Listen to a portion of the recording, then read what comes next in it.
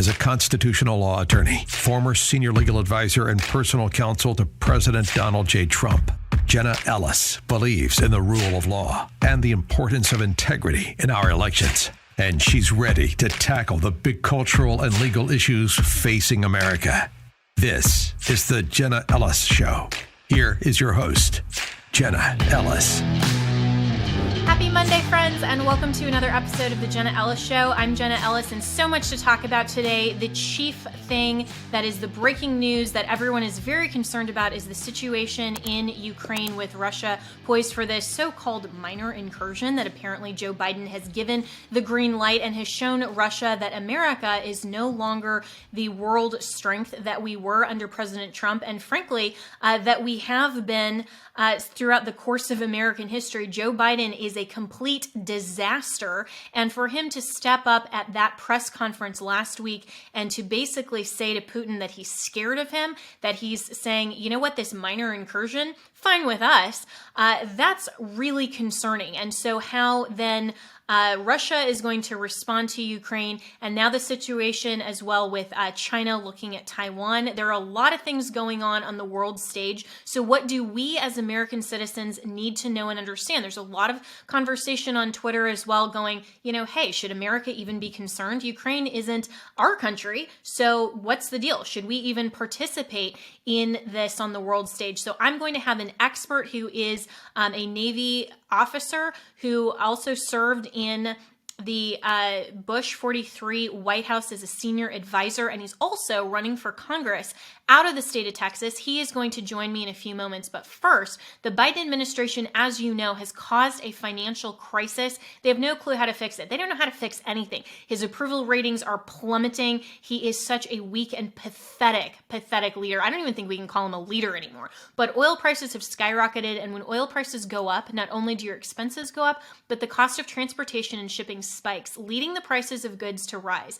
And we're already seeing record inflation. That's the very last thing that we need. Our economy is in trouble, and you need to take steps to protect yourself. If all of your money is tied up in stocks, bonds, and traditional markets, you may be vulnerable. So gold is one of the best ways to protect your retirement.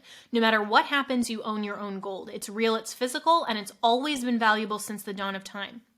Legacy Precious Metals is the company that I trust for investing in gold. They can help you roll your retirement account into a gold-backed IRA where you still own the physical gold. They can also ship gold and precious metals safely and securely to your house. So call Legacy Precious Metals today because it is never too early to start investing in your retirement health. Call them at 866-528-1903 or visit them online at legacypminvestments.com. So joining me now is Paul Chabot, and he is a Navy Reserve intelligence officer or commander and a former White House senior advisor for Bush 43.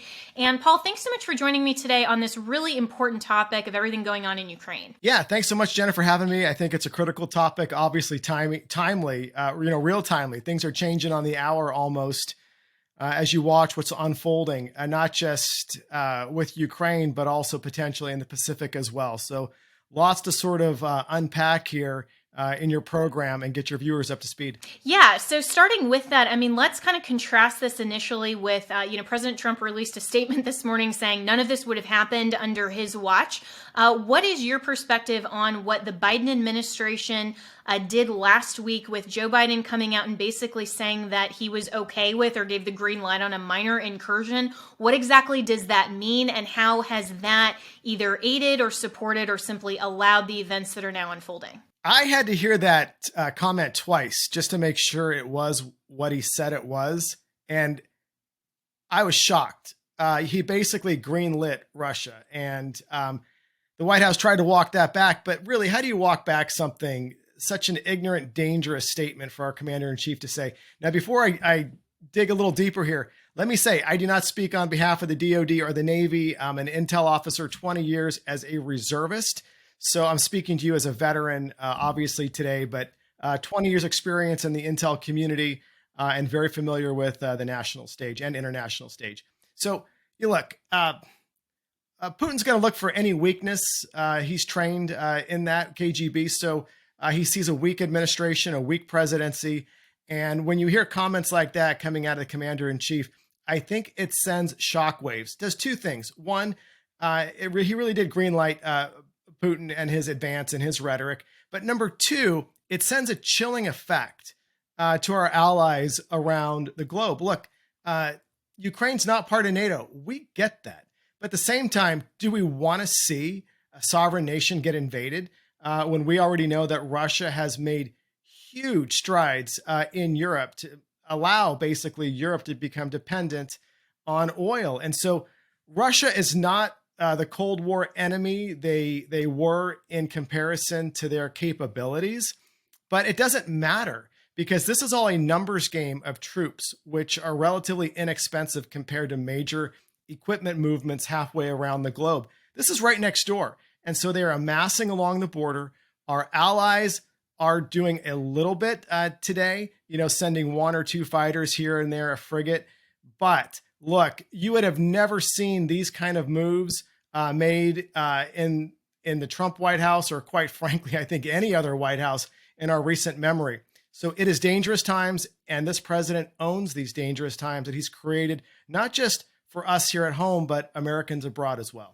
Yeah, and that really begs the question, because I've seen a lot of the Twitter chatter, and while a lot of people have a lot of opinions, how informed are those opinions really? And especially when we're talking about some of these more foreign policy and strategic moves, and we're talking about allies, we're talking about NATO versus not versus where we're getting oil from. I mean, there's a lot of different pieces here, and so one of the biggest questions that I've seen on Twitter is people asking, why should America even care what happens to Ukraine when we can't even protect our own borders? What's your response to that? No, look, it is an ideal, great argument to make, but it also, again, shows a weakness in this administration. If they can't protect our southern border, how are we going to provide advice, suggestions, help, manpower, not literally boots on the ground, but equipment, intelligence, ISR capabilities to Ukraine or our allies if we can't even protect our own backyard? Look, I think that Americans right now watched this crisis and debacle unfold in Afghanistan, and it shook the roots of confidence in our American troops. But that's not to say, look, we've got the best trained, equipped military in the world. But I will tell you, I believe our morale is probably at the lowest that I've seen it in 20 years. And here's why. This administration right now cares more about punitive action, harming our sailors, soldiers, airmen, Marines for not getting a COVID shot, when at the same time we have crises on our border and around the world that this administration literally puts their head in the sand. And we all know as intelligent Americans that there are certain things we can do, but it's really leading through peace, through strength. And so wherever there is weakness, look, I did 21 years in law enforcement.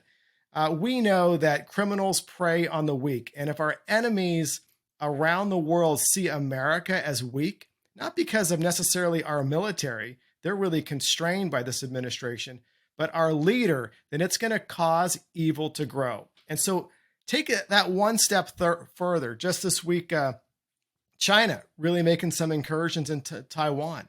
Well, why are they doing that? It's, again, China's looking at what's happening in Ukraine. They see a weak presidency, the Afghanistan failure, and China, quite honestly, is doing a remarkable job, and we've got to look at it in that sense, a remarkable job in not only growing their military capability in the Pacific, but around the entire globe. And so we have two adversaries right now which are growing in dominance while the U.S. lacks any leadership or ability to mobilize our allies on a concerted front, even just to defend Ukraine with words, which this president could not do at a press conference. Yeah, which is really shocking. I mean, when you think about it, and for Biden's presence on the global stage, I mean, Russia obviously sees Joe Biden as very weak. And you just mentioned China, and there's a lot of perspective that says that if Ukraine falls and ultimately, there is kind of this new Soviet reconstruction again, then Taiwan will end up going to China. I mean, what is really the outlook here in your projection if America doesn't intervene or Joe Biden doesn't somehow get a grasp of the national stage? What is the possibility realistically of what we could see? I mean, is this kind of a reconstruction again of the USSR? I mean, what actually is going to happen if America doesn't intervene? Yeah, so intervention can happen at different levels, but I've got 4 kids, ages 14, 13, 12, and 8. Always somebody's got a birthday, so I got one birthday wrong, I'm sure. But look, I've got to look at this as a father. Although, yes, I'm retiring from the military, the world is much more dangerous now because of this president. And when a world is more dangerous, it causes more conflict. And with more conflict, there's more chances for wires to get crossed and us to end up having to send the next generation out to clean up messes that were created by inept presidencies of what we're seeing right now. So my big fear certainly is short term in one sense about what's happening in both sides of the globe, but we have got to look at this long term. And for the next presidential cycle and for midterms, I would hope Republicans continue to beat this drum. That talking to parents, look, parents with a new Tea Party in Virginia, but parents today need to be a little bit fearful for their kids' future in this country, because this administration is setting up a very dangerous platform for where our children are going to look at the world stage and see it as a much, much more dangerous place. Yeah, so you mentioned that there are different levels of involvement and intervention. And so if you were advising Joe Biden today and he could take your advice, what would be your advice to his administration, his handlers, and to him to get a handle on this situation? Yeah, well, look, number one, sharing our ISR intelligence assets, absolutely critical. I'm sure we're probably doing that at some level. The Republicans in the Senate have been very clear about getting additional assets there to protect Ukraine to utilize. It's not our boots on the ground that are pulling the trigger, but providing the resources for Ukraine to be able to better defend themselves.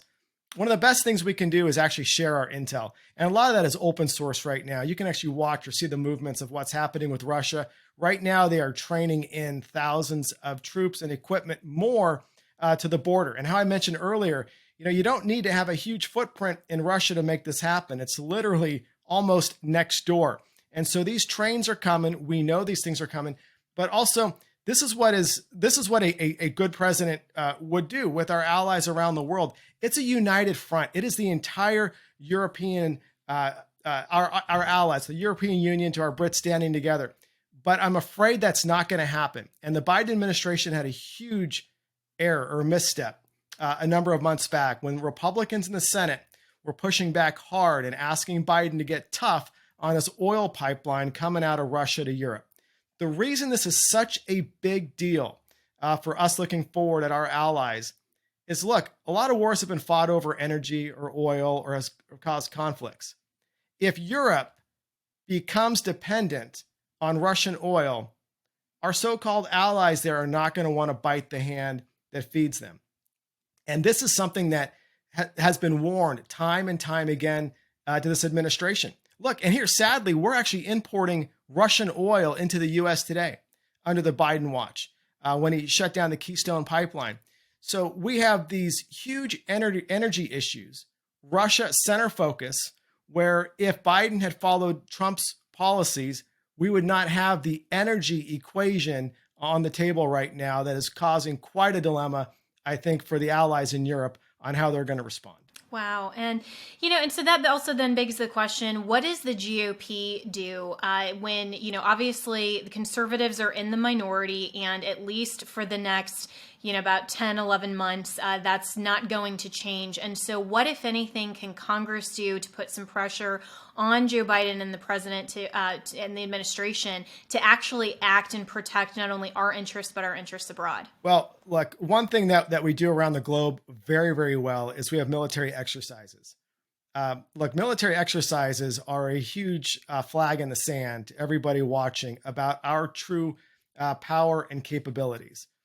And I would, remind our adversaries and Americans to remember that, prior to Pearl Harbor, the United States of America was largely an isolationist nation. We didn't want to get involved in what was happening in Europe, but it took us getting attacked here on the homeland, basically in Hawaii, for the complete paradigm to shift for us to get into that fight and ramp up.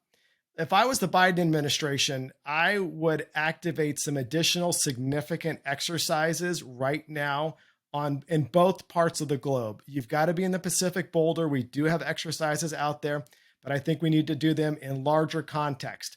Australia, I think right now is doing a phenomenal job in helping on that side. Right now, the question really is Europe. You look at what's happened today from a few of our smaller European allies, they are signaling, but in very small measure, 2 fighters here, a fighter here, a frigate here.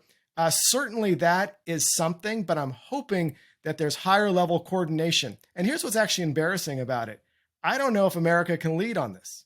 I just don't see how we lead. And then who is going to lead in Europe going forward? It is their backyard. But again, America has the might and the intelligence and the resources to be able to provide that support without directly putting our people in harm's way. So do you say that you don't have a confidence in our leadership, meaning just the administration, or what about military personnel? I mean, we're seeing all of these headlines about how military generals and everybody's basically going woke. There are a lot of people that are not confident in our military, but then, of course, there are a lot of people who know that we do have really good soldiers. We do have really good people in the military. So is it a leadership failure of the military? Is it the Biden administration? Is it both? And how does that interplay with the good soldiers that we do actually have? Yeah. So this is the heartbreaking part of this, is that really the military has gone woke. I don't know if you recall, but there was a embarrassing recruitment video that I believe the Army put out.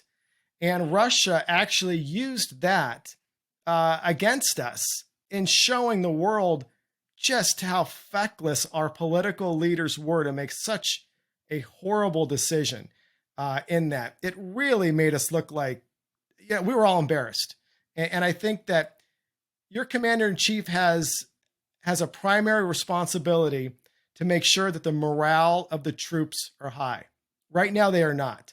And it's not just because of those commercials and the wokeness, but I think it's how we've seen this military the top leaders and the administration treat our soldiers, sailors, airmen. They've become punitive with these COVID shots. And so it has harmed people who were pregnant mothers, religious exemptions. Thankfully, the Navy SEALs have succeeded somewhat in court right now. But if you think about this, the Navy didn't approve a single religious exemption, which is shocking because you can go through boot camp today and you can get certain exemptions for certain shots for certain reasons. But all of a sudden, COVID, and I'll tell you why. It is because it's become a radical ideology. And our military personnel, I think, see that this is a weakness in leadership.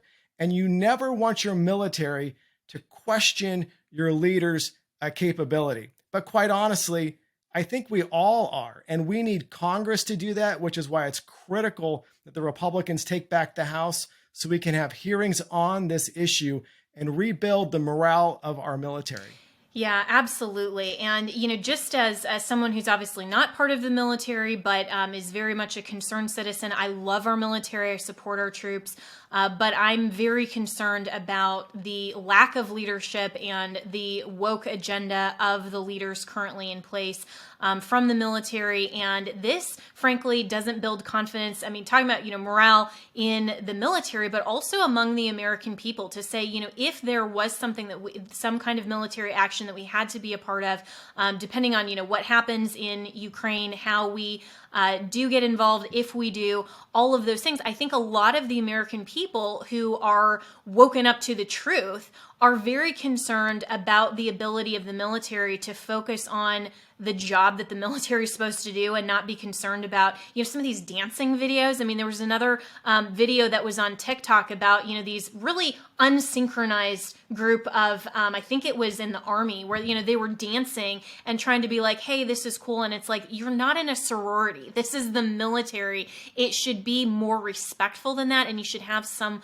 pride and, just some ability to have some professionalism there and some confidence for the American people. So what should we, the people, be looking at over the next coming days, even hours, but also weeks and months, to see how our military and how the administration is responding to this situation? So look, Putin doesn't necessarily want to go to war. He's looking for some things in writing, right, from this administration. And this administration has signaled that that might be on the table. And that's dangerous because we saw the Iran nuclear deal that thankfully, Trump pulled us out of. But if we go into writing and in conditions, you're basically negotiating with a terrorist, which you never do because that's always a position of weakness. It's a position our country has long stood against, but unfortunately, the Obama administration took us there with Iran. So it's not only watching right now what Putin is. It's a chess game. He right now is in a win-win position. He could flex his muscle. He has the troops and capability right now to invade Ukraine and topple that country. But he also has the fear right now in the world. The stock market's down about 1,000 points today. The United States economy is going to be in trouble. Inflation, people aren't feeling very good. This president's approval numbers are at the bottom. And, Putin's looking at all of these measures as well. But I guarantee you, so is Iran and so is China. So we, as our Navy, our military, our entire military has always been positioned to be able to fight two major wars at the same time, hence our learning from World War II. The question that our congressional leaders and the American people needs to ask this administration is, if we believe in Reagan's peace through strength, and we believe that to keep all of us safe, we must demonstrate strength and stability and competence. Are we doing that on the national and international field? And if not, then that needs to become the absolute focus, and we need to see other leaders begin to step up here. Obviously, I want to see it to be an American, but hey, maybe there's another Churchill out there somewhere in Europe that's going to take the helm. It would be embarrassing for this Biden administration, but all options are on the table. Yeah, because I don't really expect him to, get up and have any better press conferences. And Jen Psaki's over there drinking her margaritas and going kickboxing. So, she just wants to brunch her way through this apparently. So, I mean, it is sad. It's embarrassing for the United States, but hopefully at least our military will have the strength. And I agree. I hope that there are some world allies that will show the American people and the few that still support Biden. I mean, his approval ratings are awful. And as far as his promises kept, it's like incredibly low ratings. I think it was something on MSNBC yesterday, about 5% of people said that he actually was keeping his campaign promises. And I thought, who are the 5%? There shouldn't even be that many. There shouldn't even be 5 people because he's not. But hopefully there will at least be a leader, even if it's not the United States. It should be the United States, but it's obviously not going to be Joe Biden. But Paul Chabot, thank you so much for your insight, and we'll be following this story, and I really appreciate your expertise. Thank you so much for your service and for your love of this country. Hey, my pleasure. And real quick, I didn't mention it, but I'm running for Texas state rep out here in an open seat, and my website is Defend Texas Now. The border is a huge part of our campaign, so I'm not just watching the border in Ukraine. It's also here along Texas border with Mexico that you and I discussed at the opening as well. So thanks so much for having me, and looking forward to staying in touch. Yeah, and how can people, so give that website again, how can they follow you on social media and support your candidacy? Sure, please. Yeah, just check out our website, defendtexasnow.com. Tremendous theme about what we're doing here. We know if we lose Texas, we lose America. All roads right now to keep this country strong drive through Texas based on the electoral votes. And we're going to work to make sure we keep Soros money and efforts out of the state, and that Beto's Hollywood money pouring in here is not going to flip Texas blue. So far, so good. But yeah, defendtexasnow.com. Great. Well, I'll have to have you back on the program to talk more about your campaign and the reasons that you want to protect Texas. So thank you for coming on and sharing your expertise with us, but really good to know. And I hope that everyone listening will go to your website, will support you and look at, especially since it's an open seat. And, we need really good people like you who understand congressional responsibilities, who understand, the border, all of these issues, and are proud to be Americans and actually want to defend and protect this country like our Constitution obligates our civil servants to do. Thank you, Jenna. Great to be with you. I appreciate the conversation. Great job. All right. Well, 2022 is going to be a critical year for America and also for AMAC, the Association of Mature American Citizens, along with their nearly 2 million members. The fight to stop out of control spending and the president's so-called Build Back Better scheme is far from over. Congress is plotting more legislation that could hurt our seniors, and the midterm elections will be a battle for freedom versus socialism. Unlike liberal groups, AMAC is America's conservative, action-oriented, 50-plus organization fighting hard every day in Washington and across the nation for our seniors. I am urging you to choose AMAC now. You will receive all of the great membership benefits, including AMAC discounts on hotels, travel, and restaurants. Go be free, live your life, and your membership will also support your values. So go to amac.us/ELLIS.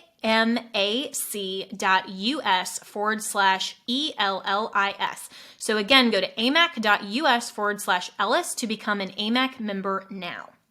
Okay, so a few other top headlines that we definitely want to get to before this show is over today, always keeping you informed here on the program, is that the Supreme Court just announced today on Monday that they are going to decline to hear an appeal from the D.C. Circuit Court that was Kevin McCarthy, the minority leader in Congress's appeal to challenge Nancy Pelosi's proxy voting in Congress. And so the DC Circuit had said that the judicial branch does not have jurisdiction to hear challenges between lawmakers on the legislative process or the rules internally, because it's not a constitutional question. It's just a matter of how how Congress sets their own rules for their own chambers. It's a non-justiciable issue. And so that's what the DC Circuit held. The Supreme Court simply declined to hear the case, so that holding will remain in place. I think even though proxy voting under the auspices of the pandemic is, one, no longer necessary, but also was used, of course, as a pretext to have proxy voting, which is problematic in a lot of ways. I think that absolutely needs to stop, but that is going to be a fight internally that Congress has to manage, and hopefully we'll have a couple of the other House Democrats that are going to see the problems implicit to proxy voting, and they'll end up being able to change those rules internally. As far as the judicial branch is concerned, I think this was the right move for the DC Circuit. That was the right jurisprudential response, even though, of course, you're allowed to challenge issues and make challenges in court, but there is a rule that is called non-justiciability, which means that the court doesn't always have jurisdictions to hear disputes. So not every single dispute can be handled by the judicial branch. It's not necessarily something that the court has the limited authority and their power under the separation of powers to determine and to arbitrate.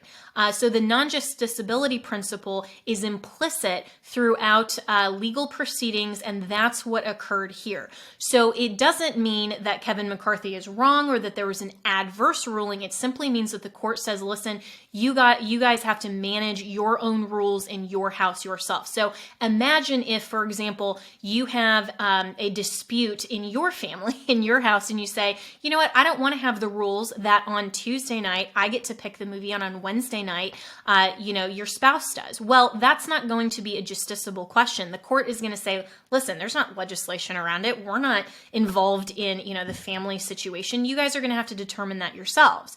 And so there are not always things and matters that are controversies that the court actually has the jurisdiction, the authority to hear, and then has ultimately the power to adjudicate. What is interesting about this case comparatively with Congressman Thomas Massie, Marjorie Taylor Greene, and others that also have filed a lawsuit regarding the mask policy. That question, I think, is going to be justiciable if the court doesn't politicize this and kind of back away from something that they think may be a little bit too political. If they actually look at the merit and the constitutional challenge, the difference in that case versus the proxy voting is that Massie and his other plaintiffs argued that Nancy Pelosi is running afoul of the U.S. Constitution by diminishing the congressional wage, which she's not allowed to do, and take actually the punitive penalty and that financial sanction for refusing to comply with the mask mandate from the congressional salary. There's a specific provision in Article 1 that does not allow Congress to diminish the wages of members, particularly based on political speech or otherwise punishing other members. So that is a textually based constitutional question that I do think that the court system does need to arbitrate. And that's what distinguishes that case from Kevin McCarthy's challenge that is just purely a rules-based issue. He may not like the fact that proxy voting remains in place, but he's going to have to get a majority in order to overturn and change that rule. But when it comes to actually enforcing a constitutional prohibition, like what Massey is challenging, that is something where the court does need to intervene, does have jurisdiction, and can and should arbitrate. So whenever you're looking at cases like this, and this is why I find law so incredibly fascinating, because on face, a lot of commentators, even today, since the Supreme Court has handed that opinion down, they've been comparing these cases and saying, for a variety of different reasons, that this is simply a political question, and this is something where, Leader McCarthy, proxy voting is fine. They're not looking at the specific legal question. And this is why the separation of powers is so incredibly important. When you look at the judicial branch in Article 3, they are supposed to, and intentionally are, the weakest branch. They can't simply rule and comment on anything that they want to adjudicate. They have to have a legal jurisdictional ability in order to hear that case. There are multiple ways that you can get a case kicked out before it's even heard on the merits, because the court simply doesn't have jurisdiction, whether that's personal jurisdiction, subject matter jurisdiction, a lot of different ways. Standing, that was a big issue that we've all heard about over the last year, right?